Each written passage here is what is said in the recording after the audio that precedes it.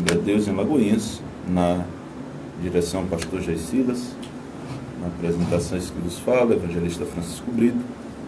Gostaria de fazer a leitura de um texto que está em Hebreus 10, versículos 24 e 25, que diz: E consideremos-nos uns aos outros para nos estimularmos ao amor e às boas obras, não deixando a nossa congregação como é costume de alguns, antes admoestando-nos uns aos outros, e tanto mais quanto vedes que se vai aproximando aquele dia. Nós queremos trazer nessa noite uma palavra aos desigrejados, um movimento que tem crescido, lamentavelmente tem feito adeptos ao redor do país e até mesmo em nossa cidade nós já vemos situações de pessoas que entendem que não é necessário congregar. O texto que ora lemos está dentro de um contexto de exortação a que perseveremos na fé em nosso Senhor Jesus Cristo. E nesse contexto, o escritor aos Hebreus, ele diz que devemos considerar uns aos outros para nos estimularmos ao amor e às boas obras. E no versículo 25 diz que não devemos deixar de congregar, como alguns já tinham aquele costume. Esse costume tenebroso de não congregar. Naquela época já havia esse costume. Nós entendemos aqui pelo contexto que já naquela época se tinha essa prática equivocada, né? E alguns utilizam argumentos para não congregar. Dentre os argumentos está o de que Deus não habita em templo feito por mãos humanas. E a Bíblia diz isso realmente. Segundo Crônicas 6:18 diz: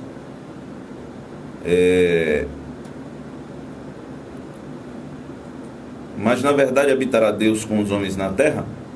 Eis que os céus e o céu dos céus não te podem conter, quanto menos esta casa que tenho edificado. Isaías 66:1 diz: Assim diz o Senhor: o céu é o meu trono e a terra é o escabelo dos meus pés. Que casa me edificareis vós? E qual seria o lugar do meu descanso? Atos 7:48 e 49 diz: Mas o Altíssimo não habita em templos feitos por mãos de homens. Como diz o profeta: o céu é o meu trono e a terra é o estrado dos meus pés. Que casa me edificareis, diz o Senhor? O qual é o lugar do meu repouso?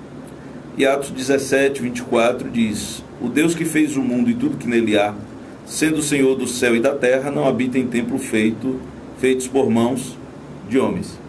E esses versículos são verdadeiras bandeiras dos desigrejados, e eles hasteiam essa bandeira e justificam seus atos, e dizem que uma vez que Deus não habita em templos, então eu não preciso congregar em lugar algum. Essa é a fala deles. Mas habitar aqui significa residir, morar, e Deus literalmente não habita em tijolo e cimento. Isso aqui é muito claro. Mas o resumo da compreensão desta fala é um só. É o de que Deus é tão grandioso e soberano que simplesmente não pode ser minimizado ao templo, porque ele não cabe lá. Então, o entendimento é esse. Isso não quer dizer que não devamos congregar, mas quer dizer que Deus é tão grande, mas tão grande, mas tão grande, que ele não caberia numa habitação feita por tijolo e cimento. Deus habita em nós, por intermédio do seu Santo Espírito. 1 Coríntios 3, 16 e 17 diz: Não sabeis vós que sois o templo de Deus e que o Espírito de Deus habita em vós? Se alguém destruir o templo de Deus, Deus o destruirá, porque o templo de Deus, que sois vós, é santo. 1 Coríntios 6,19. Ou não sabeis que o vosso corpo é o templo do Espírito Santo, que habita em vós, proveniente de Deus, e que não sois de vós mesmos? E 2 Coríntios 6,16 diz: e que consenso tem o templo de Deus com os ídolos? Porque vós sois o templo do Deus vivente, como Deus disse: neles habitarei, e entre eles andarei, e eu serei o seu Deus, e eles serão o meu povo. Então, o templo de Deus, a morada de Deus, a casa de Deus, é a igreja do Senhor, como diz 1 Timóteo 3,15. Mas se tardar, para que saibas como convém andar na casa de Deus, que é a igreja do Deus vivo, a coluna e firmeza da verdade. O que isso significa? Significa que o Senhor se manifesta na sua igreja. A presença de Deus é manifestada na igreja e para a igreja. E isto é um testemunho para o mundo. E aí, os desigrejados dizem que são a igreja. Alguém vai dizer: eu sou a igreja sou eu. Mas veja, irmãos, que a igreja nunca é retratada na individualidade em todo o Novo Testamento. Em todo o Novo Testamento, a igreja jamais é retratada na individualidade. Até porque a palavra igreja, eclésia do grego, significa chamados para fora, no plural e não no singular. Então a igreja, ela é um grupo de pessoas chamadas para fora, tiradas do mundo para viver uma nova vida com Cristo, por Cristo e para Cristo. E o pastor Claudionor Duarte, em artigo intitulado Os Desigrejados, ele afirma o seguinte: sei muito bem que nem todos os que estão na igreja são igreja. Todavia, os que são igreja estão na alguma igreja. A conclusão é mais do que óbvia: na igreja está a igreja. Por conseguinte, quem se agrega ao noivo não pode deixar de congregar com a noiva. Então, quem, eu vou repetir, se agrega ao noivo não pode deixar de congregar com a noiva. É importante nós entendermos isso.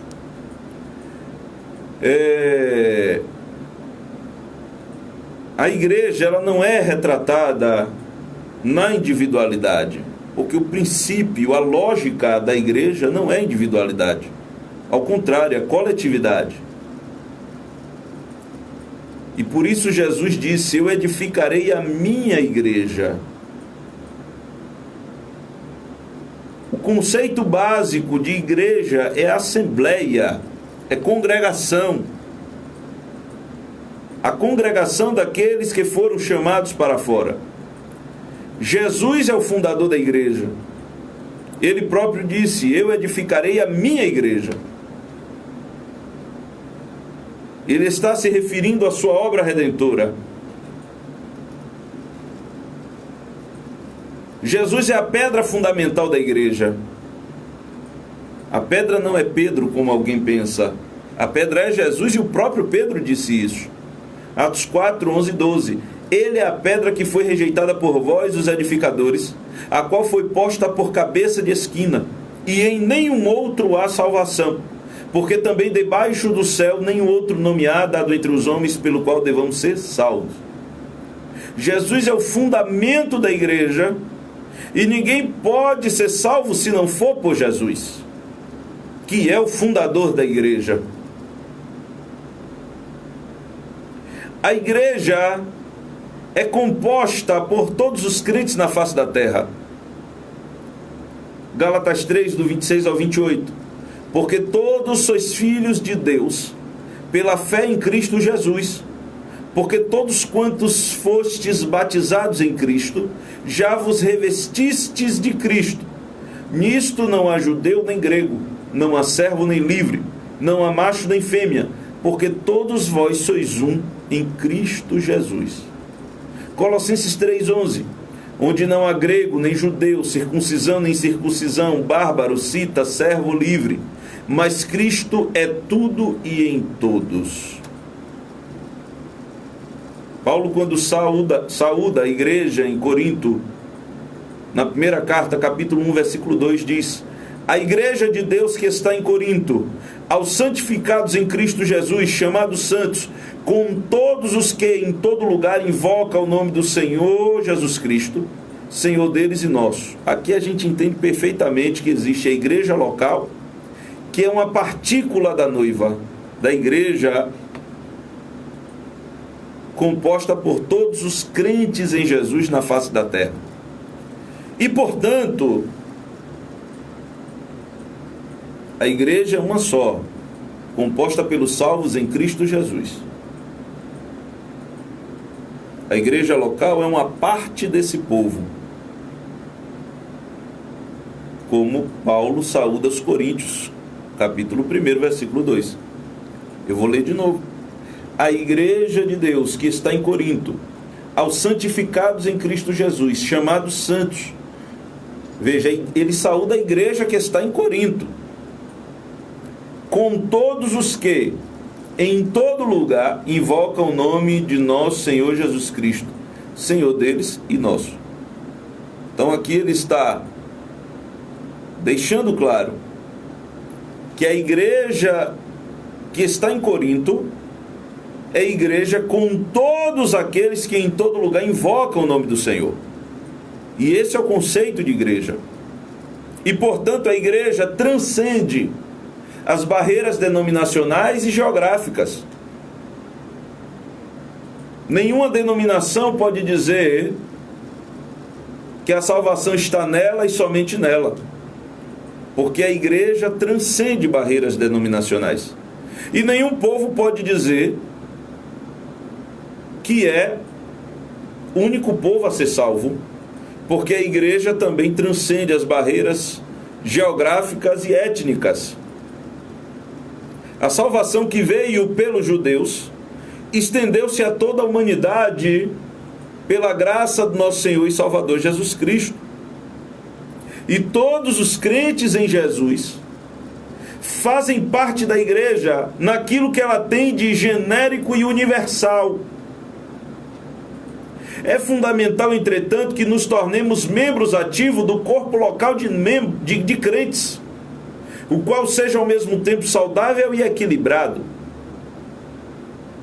A expressão encontrada aqui em Hebreus 10, no versículo 25, para congregação, significa reunião em algum lugar, assembleia. Assembleia é uma reunião. Então o escritor aos Hebreus está dizendo claramente: não deixem de se reunir. Este é o sentido da igreja. A unidade, a comunhão. Porque senão não seria necessário igreja. O Senhor salvaria cada um ficasse em sua casa esperando Jesus voltar. Mas por que é que Jesus ele planejou a igreja? Porque ninguém vai poder dizer que a igreja é projeto de homem. A igreja é projeto de Deus. Jesus disse, e ele ali fazendo uma comparação com Pedro, ele disse: tu és Pedro, Petros, fragmento de pedra, de rocha, pedra pequena. Mas sobre esta pedra, referindo-se a si, e o próprio Pedro deu testemunho disso, Jesus disse: sobre esta pedra, ou seja, sobre ele próprio, eu edificarei a minha igreja.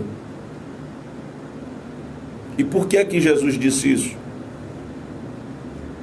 E Jesus é retratado como a pedra principal, a pedra de esquina. Nas edificações antigas, uma casa ela era edificada e o peso era todo colocado sobre esta pedra principal. que não podia ser qualquer pedra, tinha que ser uma pedra grande, uma pedra angular e uma pedra que era posicionada na esquina da construção, justamente para suportar todo o peso da construção. Então o sentido é exatamente esse. Jesus é a pedra fundamental da igreja. E aí Paulo escreve aos Coríntios e diz que ninguém pode pôr outro fundamento além deste que foi posto, que é Jesus Cristo. Então é importante dizer que a igreja é projeto de Deus. E a igreja é um corpo. 1 Coríntios 12, 27. Ora, vós sois o corpo de Cristo e seus membros em particular. Ainda no capítulo 12 de 1 Coríntios, versículos 12 e 13. Porque assim como o corpo é um e tem muitos membros, e todos os membros, sendo muitos, são um só corpo, assim é Cristo também. Pois todos nós fomos batizados em um Espírito, formando um corpo, quer judeus, quer gregos, quer servos, quer livres, e todos temos bebido de um Espírito. Então nós entendemos que não existe igreja individual, irmãos. A igreja é um corpo. Eu não tenho direito de... É duro dizer isso, mas é verdadeiro. Eu não tenho direito de me trancar na minha casa e dizer que eu sou igreja, porque a igreja é um corpo. E nós somos membros do corpo. Eu, na individualidade, eu sou membro da coletividade, ou seja, eu sou membro de um corpo. Agora eu queria trazer a reflexão dos irmãos. Vocês já viram, ou já ouviram falar de um membro amputado? Um membro amputado, ele apodrece, porque ele não é alimentado. E o texto está dizendo que todos nós temos bebido de um Espírito, porque é o Espírito Santo que alimenta a igreja, que nutre a igreja, que enche a igreja, que alegra, que consola, que edifica, que exorta a igreja. E olha que texto didático, eu vou ler novamente. Porque assim como o corpo é um e tem muitos membros, o corpo é um e tem muitos membros, e todos os membros, sendo muitos, são um só corpo. Ou seja, o todo é formado pelas partes e as partes formam o todo. Assim é Cristo também. Pois todos nós fomos batizados em um Espírito, formando um corpo. Quer judeus, quer gregos, quer servos, quer livres. E temos bebido de um Espírito. Isso é didático, irmãos. O corpo é um, é a igreja.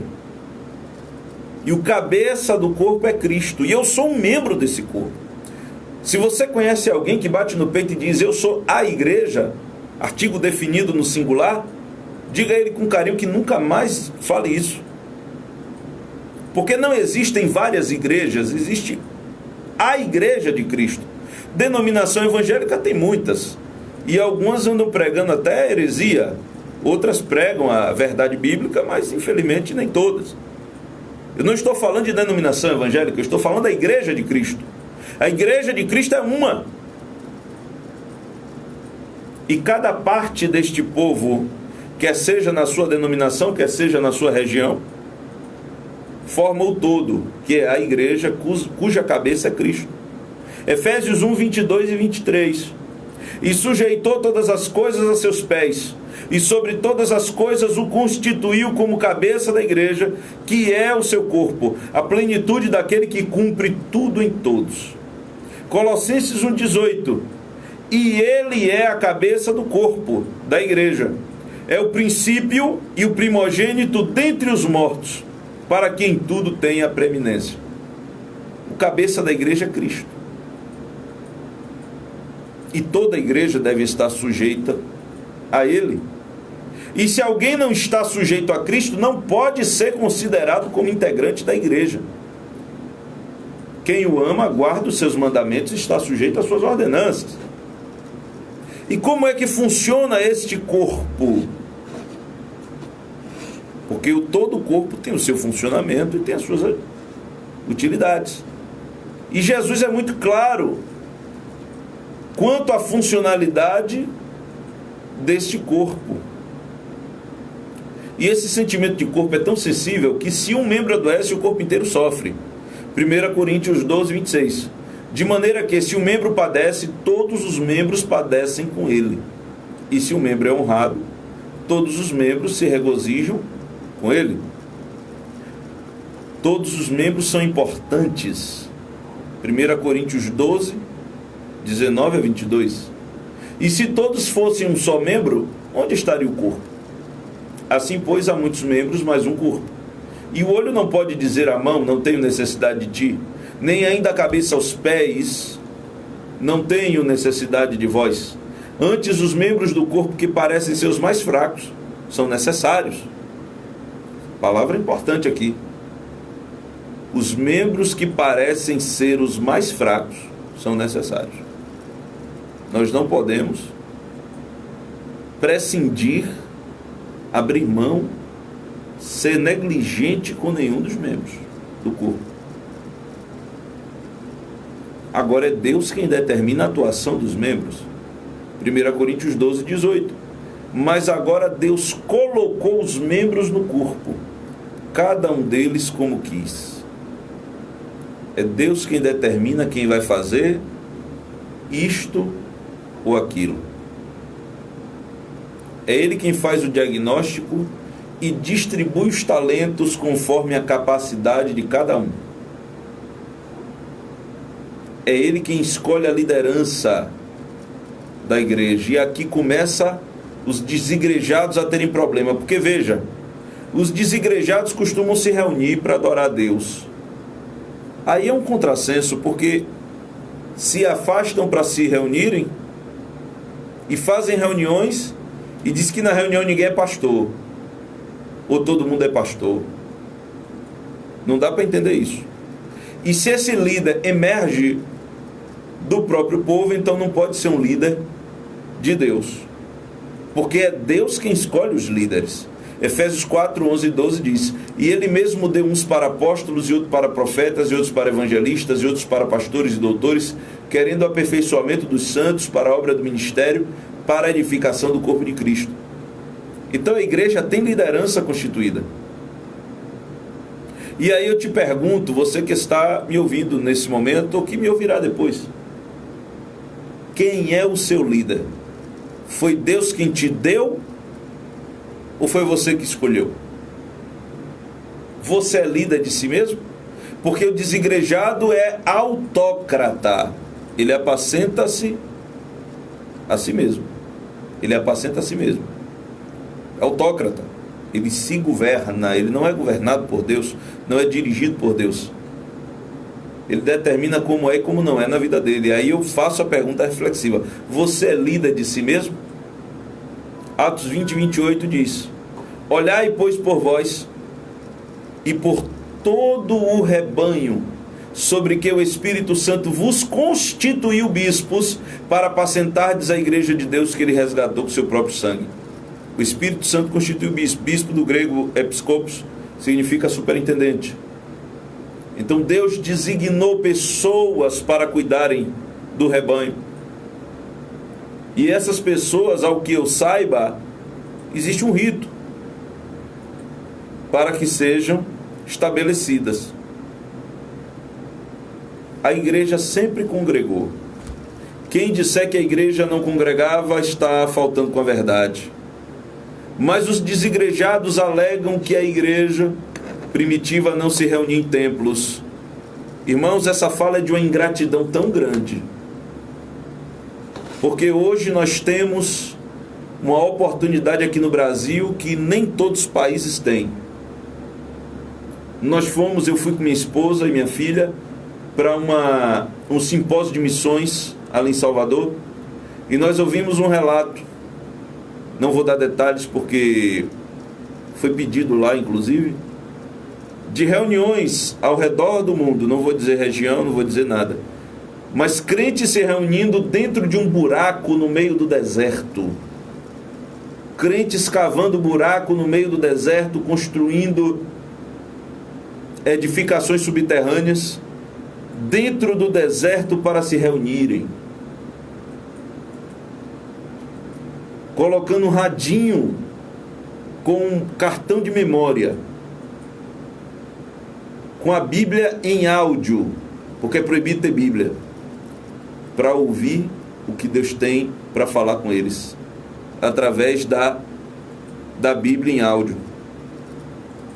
E aqui nós temos acesso, temos liberdade. Eu acabei de vir da congregação, estou aqui, tem culto, tem atividade na igreja quase todo dia. Nós temos uma oportunidade que nem todo lugar tem. E com a igreja primitiva não foi diferente. A igreja primitiva se reunia no templo, Atos 2, 46 e 47, e perseverando unânimes todos os dias no templo e partindo pão em casa, comiam juntos com alegria e singeleza de coração, louvando a Deus e caindo na graça de todo o povo. E todos os dias acrescentava o Senhor à igreja aqueles que se haviam de salvar. A igreja nos primórdios se reunia todos os dias no templo. E por que parou, irmão Francisco? Por causa da perseguição. Atos 5, do 11 ao 13, vem dizer que eles agora estavam se reunindo, a igreja. Eu vou ler o texto. E houve um grande temor em toda a igreja e em todos os que ouviram essas coisas. E muitos sinais e prodígios eram feitos entre o povo pela mão dos apóstolos. E estavam todos unanimemente no alpendre de Salomão. Dos outros, porém, ninguém ousava juntar-se a eles, mas o povo tinha-os em grande estima. Ou seja, quem não era, aqui já é um período de perseguição, já é um período de, começa as dificuldades. A igreja em Antioquia, da Psídia, se reunia na sinagoga. Em Éfeso, por causa da perseguição, a igreja se reuniu na escola de um tirano em Éfeso, Atos 19, 9 e 10. A igreja se reuniu no cenáculo em Troade. A igreja sempre congregou. Sempre congregou. E de acordo com o livro dos Mártires, de John Fox, a igreja houve tempo que se reunia debaixo do solo. No auge da perseguição em Roma, diz John Fox, a igreja podia ser chamada com razão de igreja das catacumbas. Existem umas 60 catacumbas em Roma,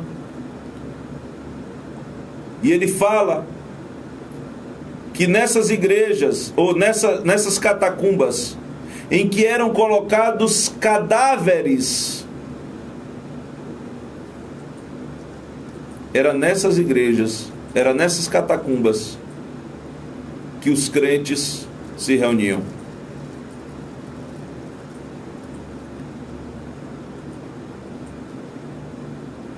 Tertuliano, na sua apologia, afirmou que a igreja se reunia de manhã bem cedinho e cantava hinos a Cristo e a Deus.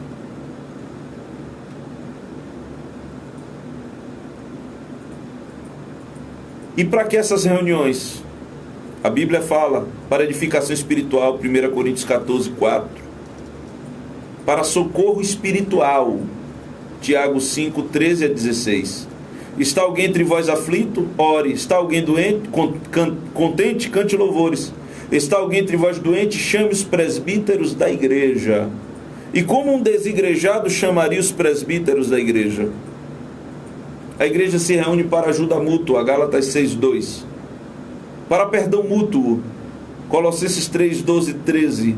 Revesti-vos, pois, como eleitos de Deus, santos e amados, de entranhas de misericórdia, de benignidade, humildade, mansidão, longanimidade, suportando-vos uns aos outros e perdoando-vos uns aos outros, se alguém tiver queixa contra outro. Assim como Cristo vos perdoou, assim fazei vós também. A igreja se reunia e se reúne para exortação e disciplina. A igreja se reúne para celebrar a ceia do Senhor, 1 Coríntios 11, 33. E não se espante que já tem gente encomendando a ceia pela internet, isso é um absurdo. A igreja se reúne para socorro material, Gálatas 6:10. Então, enquanto temos tempo, façamos bem a todos, mas principalmente aos domésticos da fé. A igreja se reúne em unidade, perseverança em oração. Atos 1:14. Todos estes perseveravam unanimemente em orações e súplicas com as mulheres e Maria, mãe de Jesus, e com seus irmãos. E a igreja se reúne para aperfeiçoamento e unidade de mente. 2 Coríntios 13:11. Quanto ao mais, irmãos, regozijai-vos, sede perfeitos, sede consolados, sede de um mesmo parecer, vivei em paz, e o Deus de amor e de paz será convosco. Um dos argumentos que os desigrejados usam é que na igreja tem muito problema. E eu quero deixar uma pergunta reflexiva aos ouvintes. Você já conseguiu resolver todos os problemas na sua casa? Já conseguiu resolver todos os problemas na sua família? Você que mora sozinho já conseguiu resolver todos os problemas da sua vida? Meu querido, deixa eu te dizer uma coisa: onde tem gente tem problema. Tem problema de relacionamento, tem problema conflito interpessoal. E se você ler todas as epístolas, você vai entender que cada igreja local tinha os seus problemas. Mas era um povo que não deixava de se unir. Gente que gosta de gente. Porque a pessoa que diz que sai da igreja por causa de problema é porque não quer conviver com a gente. Mas o Senhor coloca em nós amor pelas pessoas e a capacidade de conviver, inclusive com os diferentes, com aqueles que não concordam conosco, com aqueles que discordam, com aqueles que não nos entendem. Não podemos ser autoritários a ponto de não querermos conviver uns com os outros. Tem aqueles, é verdade, que estão magoados com alguma coisa, mas deixa eu te dizer uma coisa aqui: perdoe em nome de Jesus e volte à convivência com os irmãos. Porque a igreja também é para isso. Exercício de perdão, exercício de amor, exercício de comunhão. E o Espírito Santo que habita entre nós e opera em nosso meio, e que tem como uma das figuras representativas o azeite, vai minimizando o atrito entre nós. Onde tem óleo, o atrito é menos. Então, meus amados irmãos, eu estou encerrando aqui, mas eu estou dizendo que a ordenança bíblica congregarmos. A Bíblia diz: não deixem de congregar, não deixem as suas reuniões. E não é possível que a igreja primitiva se reunia escondido, se não fosse uma ordenança de Jesus. Se fosse facultativo, a igreja primitiva não se reuniria. E aqui veja que eu não estou falando de uma norma fria, mas eu estou falando de algo que o Espírito Santo impulsiona. Não é possível que não tenhamos prazer em congregarmos. Não é possível que não tenhamos prazer em desfrutar da comunhão uns com os outros. Há algo de errado conosco. E precisamos refletir sobre essas coisas. Porque essa frieza, esse espírito faccioso, esse espírito de divisão não é o espírito cristão. O Espírito Santo não fomenta isso em nossos corações. Problemas temos, defeitos temos. E eu desafio um crente que me diga que nunca passou aborrecimento na igreja. Mas isso não quer dizer que devamos abandonar a comunhão uns com os outros, porque Jesus ensinou assim: ame mais, perdoe mais, congregue mais, se una mais e seja mais e mais cheio do Espírito Santo. Que o Senhor nos ajude a perdoar, que o Senhor nos ajude a suportar, que o Senhor nos ajude a tolerar, porque enquanto isso Ele vai trabalhando nossos defeitos. Agora tem gente que não tem defeito, né? Aí quem não tem defeito não convive com ninguém. Não tem defeito. O mundo é pouco para ele. A igreja também é pouca para ele. A igreja é um lugar de pessoas limitadas, imperfeitas, que têm defeito, então ele não quer se misturar. Mas Jesus nos chamou para estar junto e misturado, viu? Deus abençoe a todos, fiquem todos na paz do Senhor Jesus Cristo.